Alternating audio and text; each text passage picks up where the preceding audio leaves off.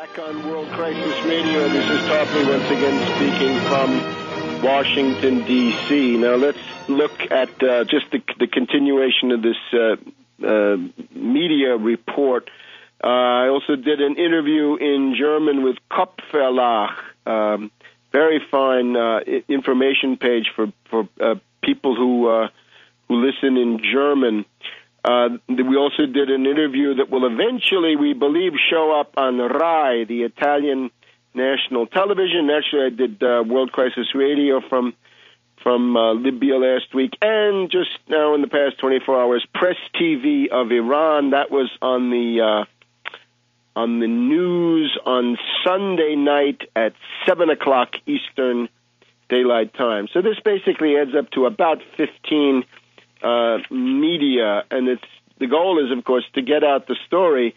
The corrupt media cartel, and we're seeing how corrupt it is, right, with Rupert Murdoch and the news of the world, and the gay girl in Damascus. We'll talk about that later. They have sold people a bill of goods. The quality of their reporting on Libya is even worse than the quality of the gay girl in Damascus-based reports that you've been getting about Syria. Let's take a look, first of all, at the prospects for ending the Libyan war here in Washington, D.C. They are increasing.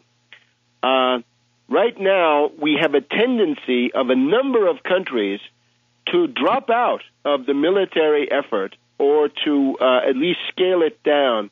And before we look at the U.S., let's look at Norway. Norway covered itself with shame by sending 6 modern aircraft to take part in the bombing of Libya. That is a day of infamy for Norway. They should not do that. But now Norway says, after doing 10% of the missions in the past 3 months plus, right? We're now at day 118, I guess. We're almost at 120 days into this.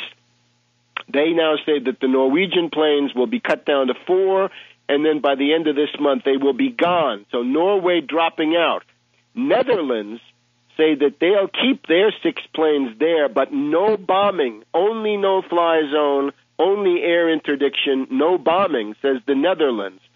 Obviously, some commanders there don't want to end up at Nuremberg in the coming war crimes trials that we imagine will be organized. In Italy, passing through there, you can see the government is very shaky. Berlusconi on very bad terms with the Northern League of Senator Bossi. So if Senator Bossi and the Northern League want to do something positive for world history, they should simply say to Berlusconi, you get Italy out of this insane adventure and deny NATO the use of those bases. No more Aviano, no more Sigonella, no more Gaeta. Those bases are the key to the whole thing.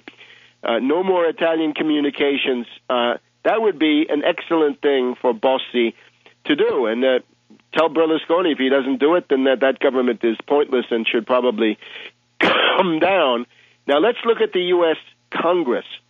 2 weeks ago, there was a vote in the House of Representatives, and this previous vote 2 weeks ago was a very weak bill in the sense it said no money for killing, but money for everything else, and everything that Obama did so far is approved retrospectively.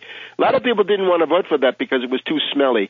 This bill, which was described in the press as a cutoff of funding, was defeated 238 to 180. Now, 238 to 180 is still a pretty good anti-war vote. That 180 votes in the peace column versus 238 votes in the warmonger column.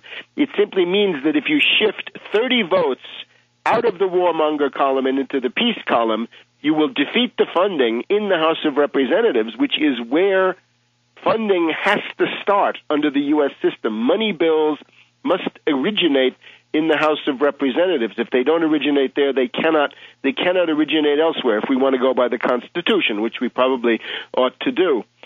Now, we've just had yesterday the vote on a bill put forward by Congressman Kucinich, who is doing a good job on this.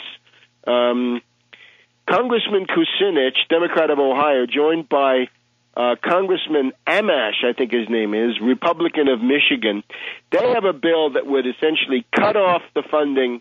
No U.S. money can be spent for attacks on Libya. Now, that was defeated 199 to 229. So 229 were the warmongers, 199 were the peace supporters on this one. But notice the difference.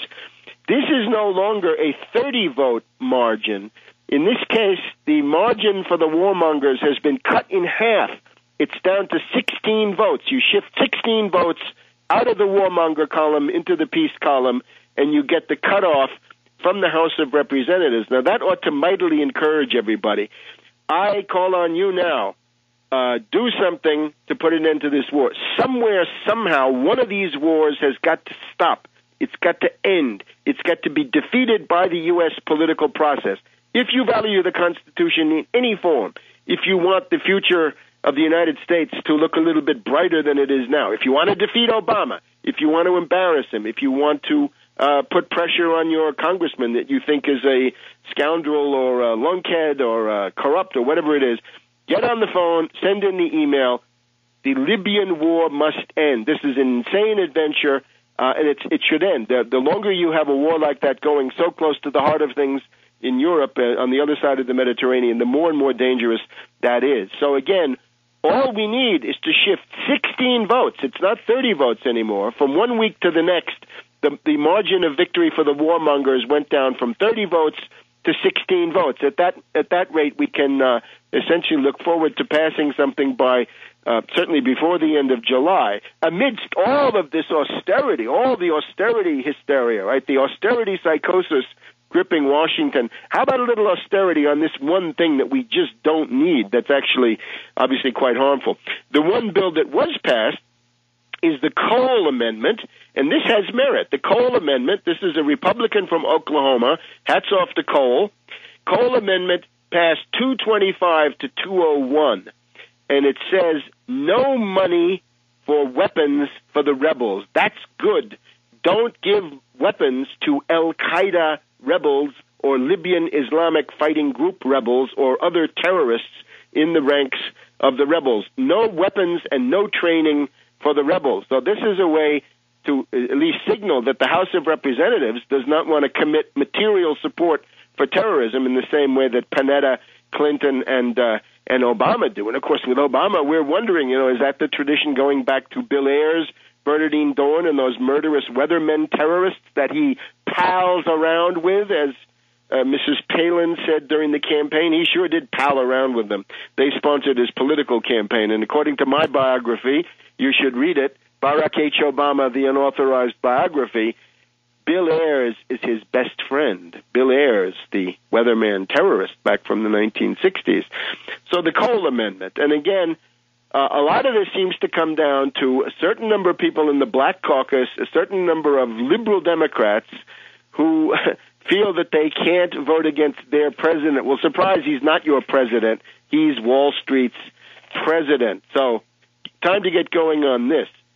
So we have a definite political disintegration. Now, Lavrov of Russia says that there's a military stalemate. That's what he said yesterday. I would say, yes, there probably is a military stalemate, but politically, NATO is crumbling. And if Netherlands, Norway, these other signs in Italy and the United States mean anything, we ought to look into some of the other NATO countries. If you know things, by the way, please send them to me. Send them to me in the form of a news slug, right? Don't send it in the form of a friendly letter. Send it in the form of a short item, such a thing that might go, wire service dispatch, a brief one, who, what, where, when, why, how, and so forth, and we can then we can put those up in various places. Now, we're told the big media offensive in the last couple of days is that the rebels are gaining ground. Let me just quote a couple of news sources that I haven't been quoting too much. I'll get to this in just a minute. I want to give you the view I've seen from Tunisia, having gone through Tunisia now. And we'll be back in a minute on World Crisis Radio.